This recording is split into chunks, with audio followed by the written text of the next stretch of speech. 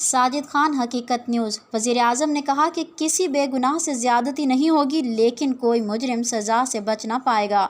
اجلاس میں audio leaks کا معاملہ بھی زیر بحث آیا، جس پر وزیراعظم نے کہا کہ جوڈیشل کمیشن کی رپورٹ سامنے آنے سے دودھ کا دودھ، پانی کا پانی ہو جائے گا۔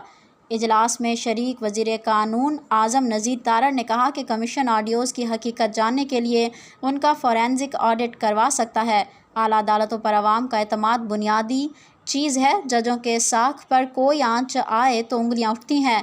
وزیراعظم نے کہا کہ کابینہ نے کمیشن آف انکوائریز ایکٹ 2017 کے تحت آڈیو لیکس کمیشن قائم کیا۔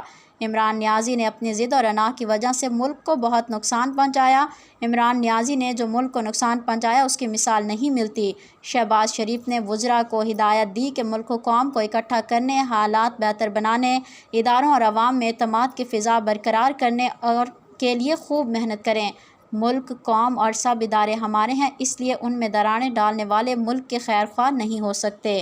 بین الاقوامی خبروں کے لیے ہمارے چینل حقیقت نیوز کو سبسکرائب کریں۔